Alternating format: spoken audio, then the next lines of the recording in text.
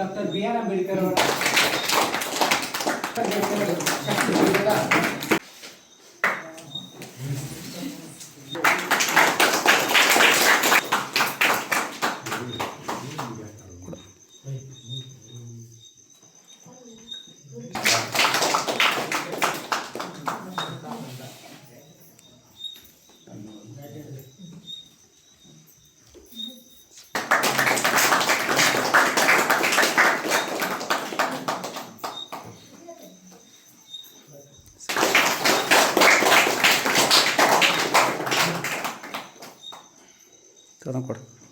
ಕೊಡೋಣ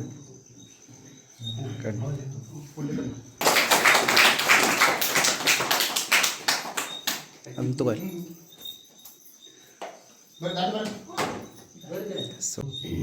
ಅದಕ್ಕಾಗಿ ಈ ನಮ್ಮ ಸಮಾಜದ ಒಳಗಡೆ ಅಥವಾ ಹೊರಗಡೆ ನಮಗೆ ಏನಾಗತ್ತವು ಆಗು ಹೋಗುವಂಥ ಘಟನೆಗಳ ಬಗ್ಗೆ ತಿಳಿಬೇಕಂತಂದ್ರೆ ಹೋರಾಟ ಅಂತೇಳಿ ಮೊದಲೇ ಹೇಳ್ಯಾರ.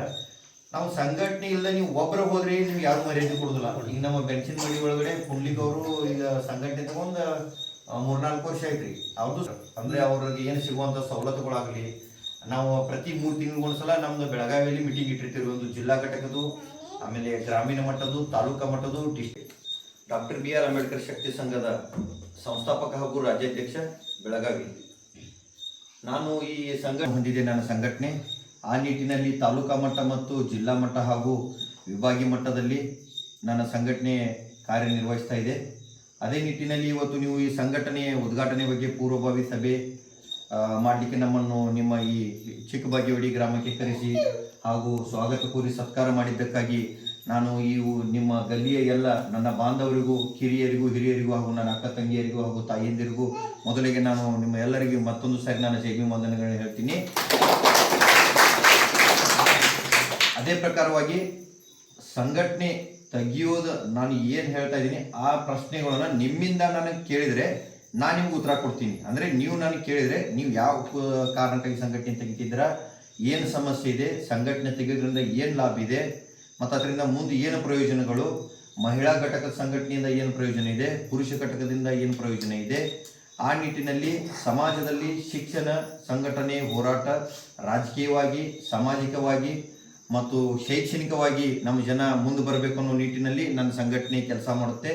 ಅದೇ ಪ್ರಕಾರವಾಗಿ ತಾವು ತಮ್ಮ ಏನಾದರೂ ಸಲಹೆ ಸೂಚನೆಗಳು ಈ ಸಂಘಟನೆ ಬಗ್ಗೆ ಕೇಳೋದಾದರೆ, ಈ ಸಂಘಟನೆ ತೆಗೆಯೋದ್ರಲ್ಲಿ ಏನಾದರೂ ನಮಗೆ ಉಪಯೋಗ ಐತೆ, ನಿಮ್ಮ ಮನಸ್ಸಿನಲ್ಲಿ ಏನಾದರೂ ಪ್ರಶ್ನೆಗಳಿದ್ರೆ, ಸಮಸ್ಯೆಗಳಿದ್ರೆ ನೀವು ನೇರವಾಗಿ ನಾನು ಕೇಳ್ಬೋದು. ಅದಕ್ಕೆ ನಾವು ನಿಮಗೆ ಒಂದೊಂದಾಗಿ ನಾನು ನಿಮಗೆ ಉತ್ತರ ನೀಡ್ತಾ ಹೋಗ್ತೀನಿ. ಆ ಪ್ರಕಾರ ನೀವು ಯಾರಾದರೂ ನಾನು ಕೇಳಿ ಆ ರೀತಿ ನಿಮಗೆ ಉತ್ತರ ನೀಡ್ತೀನಿ.